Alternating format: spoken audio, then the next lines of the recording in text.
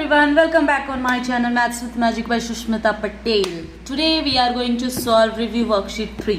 ठीक है, तो देखो रिव्यू वर्कशीट 3 जो है आपका कौन कौन से चैप्टर से इंक्लूडेड है वो चीज़ एक बार देख लेते हैं, यहाँ से पता चल जाएगा हमें. सी रिव्यू वर्कशीट 3 यहाँ पे है आपका. तो rounding off numbers, percentage, pattern and time से रिलेटेड आपका इन चारों चैप्टर से मिला करके आपका रिव्यू वर्कशीट 3 होगा. तो चलो, यानी इन चारों चैप्टर को हमने पढ़ा होगा तब हम लोग ये रिव्यू वर्कशीट 3 सॉल्व कर सकते हैं. ठीक है, तो देखो ये जो सॉल्व किया गया है प्लीज़ इस पे मत जाना, ये सही है गलत है हमको नहीं पता क्योंकि हम ये चेक नहीं किया. ये किसी बच्चे से हम बुक लिए हैं तो उसने बना के दिया था. तो चलो देखते हैं, हम लोग अभी यहाँ पे बनाएंगे तो चेक कर लेंगे. ओके, देखिए तो क्वेश्चन नंबर 1 कहता है, ठीक है, fill in the blanks. 57/100 equals to dash percent. ठीक है, तो आप देखो percent percent percent percent percent percent, ठीक है ना. तो यहाँ पे आपको एक चीज़ पता चल रहा है कि जैसे इस क्वेश्चन को यहाँ पे लिखा गया है, ठीक है, 57/100 इक्वल्स टू डैश परसेंट. मतलब ये जो फ्रैक्शन है ना उसे हमें किस में लाना है, परसेंटेज में लाना है. ठीक है, ये जो फ्रैक्शन है इसे हमें किस में लाना है, परसेंट में लाना है. ठीक है, तो हम आपको बता चुके हैं कि किसी भी नंबर को, ठीक है, अगर परसेंट में चेंज करना है तो उसे मल्टीप्लाई करना होता है. कितना से मल्टीप्लाई करना होता है हमें, 100 से. किसी भी तरह के नंबर को, जैसे डेसिमल नंबर हो, ठीक है, फ्रैक्शनल नंबर हो या कोई भी नंबर हो, अगर उससे परसेंटेज में चेंज करना है तो हमें 100 से मल्टीप्लाई करना होता है. ठीक है, ये चीज़ याद रखना. और इसी का उल्टा, अगर परसेंटेज को फ्रैक्शन में चेंज करना है, डेसिमल में चेंज करना है, अगर इसको इन दोनों में चेंज करना है तो डिवाइड करते हैं 100 से. लेकिन यहाँ पे फ्रैक्शन को किस में चेंज करना है, परसेंटेज में, तो हम मल्टीप्लाई करेंगे कितने से, 100 से, 100 से. ठीक है, ये याद रखना. अगर ये चीज़ आप पहले नहीं पढ़े हो तो प्लीज़ इसका परसेंटेज का आपको प्लेलिस्ट बना के दिया हुआ है, उस प्लेलिस्ट को अच्छे से देख लेना. ठीक है, तो क्लियर हो जाएगा एकदम डाउट.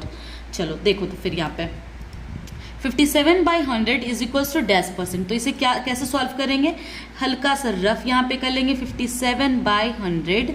अच्छा, अभी हम आपको क्या बताएं, ये फ्रैक्शन में, इसको किस में चेंज करना है, परसेंटेज में. तो क्या करना है, इसे 100 से गुना, मल्टीप्लाई. ठीक है, 100 से मल्टीप्लाई. 100 से 100 कट गया, यहाँ क्या बचा, 1 इंटू 57 इज इक्वल्स टू 57. और किस में चेंज हो गया, ये परसेंटेज में. तो यहाँ पे क्या लिख देंगे हम लोग, 57, और ये परसेंट का साइन ऑलरेडी दिया हुआ है. ठीक है, क्लियर. नाउ इसी का बी नंबर देखो, 7/10 is equals to dash percent. Okay, again 7/10 fraction में, ये इसे परसेंटेज में चेंज करना है तो 100 से मल्टीप्लाई. 1 0 से 1 0 कटा. 7 इंटू 10 इज इक्वल्स टू 70, और किस में चेंज हो गया, ये परसेंट में. तो यहाँ क्या लिख देंगे, 70, और परसेंट का साइन दिया हुआ है. चलो 3/4 is equals to dash percent. Again करेंगे कैसे, 3/4 फ्रैक्शन में, इसे परसेंट में चेंज करना है, 100 से मल्टीप्लाई. तो 4 के टेबल से, अगर तुमको 4 का टेबल याद है, 4 का टेबल में 100 नहीं आएगा, मतलब आई मीन आगे पढ़ेंगे तो आएगा. अगर नहीं, जैसे इजी लगता है तुम कट कर दो. हमको पता है 4 के टेबल से ये कट जाएगा कितनी बार में, 25 टाइम्स में. तुम्हारी मर्जी, तुम पहले 2 से कट करना चाहते हो 2 से करो, लेकिन वो टाइम लेगा, है ना.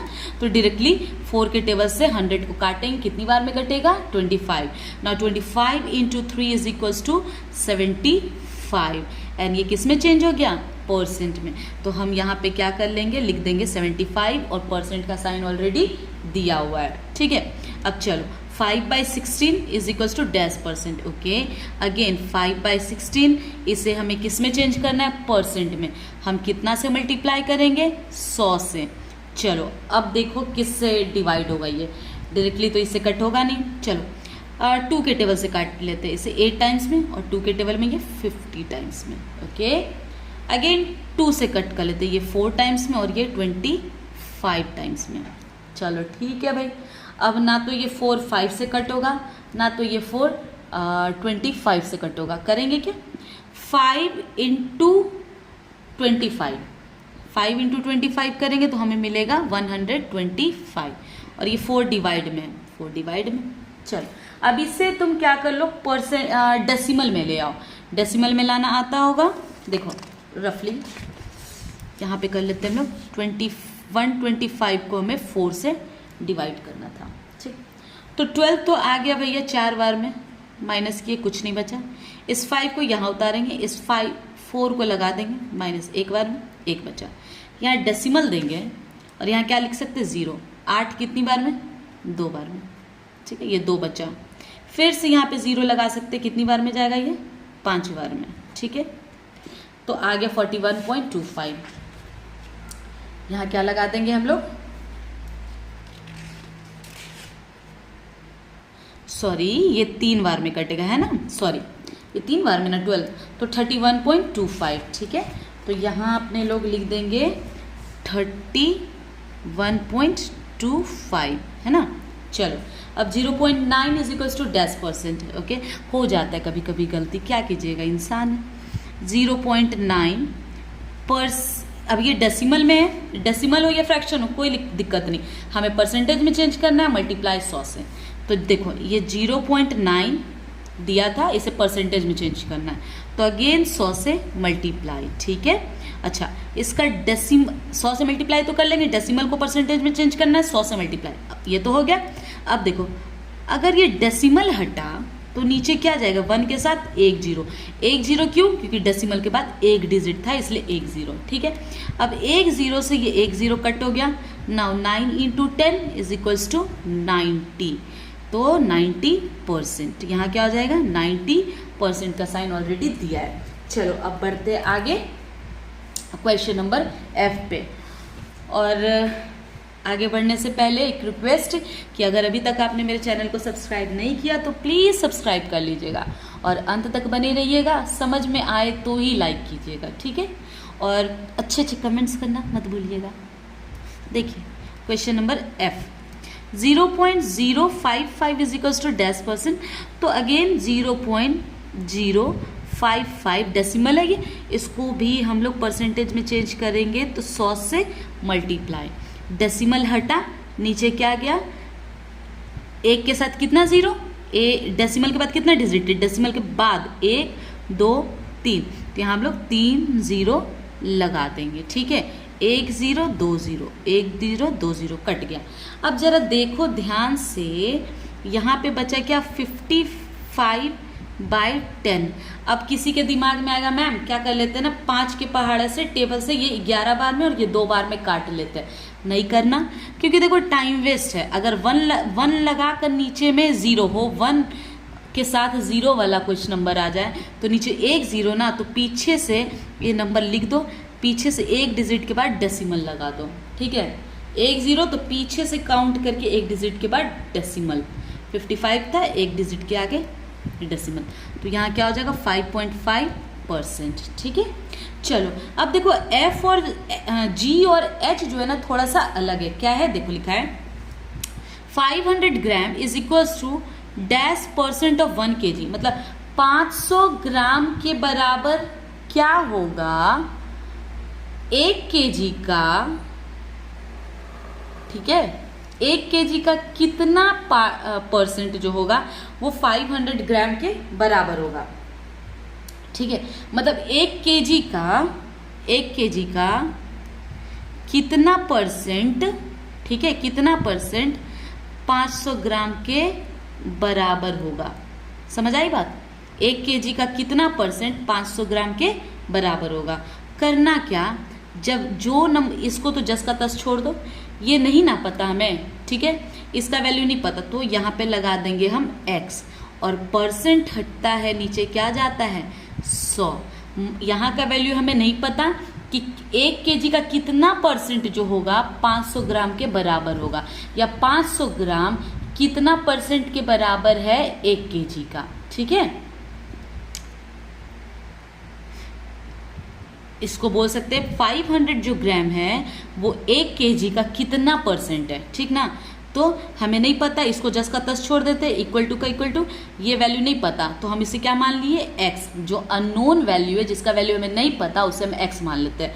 और ये परसेंट का साइन हटेगा, नीचे क्या आ जाएगा 100, ऑफ का मतलब इनटू, ठीक है। और 1 kg को ना हम ग्राम में चेंज कर लेंगे। क्यों ग्राम में? क्योंकि इधर जब हम देखते हैं LHS में देखते हैं तो ये यूनिट क्या है, ग्राम है, और इधर यूनिट क्या है, kg। तो इस ग्राम को किस में चेंज कर लेंगे, kg में। तो 1 kg के बराबर कितना ग्राम, 1000 ग्राम, ठीक है, 1000 ग्राम, इसको ऐसे, ठीक है। नाउ ये बताओ 1 0 कट गया, ठीक है। यहाँ क्या बचा 10x, और ये क्या है 500 ग्राम, ठीक है। अच्छा, ये 500 यहीं रहेगा और ये जो x यहीं रहेगा, और ये x के साथ तो 10 मल्टीप्लाई में जाएगा नहीं, ठीक है। तो ये 10 चाहेगा ना अपने दोस्त की ओर जाना, मतलब जाएगा ना नंबर की ओर नंबर, तो ये इसके साथ मल्टीप्लाई में, तो ये इधर आकर इक्वल टू के इधर आकर क्या चला जाएगा, वो डिवाइड में। तो ये इससे कट गया, ये क्या बच गया 50, क्या बचा 50। तो ये कितना परसेंट हो जाएगा, x के बराबर क्या आ गया 50, और x हमने कहाँ माना था, यहाँ।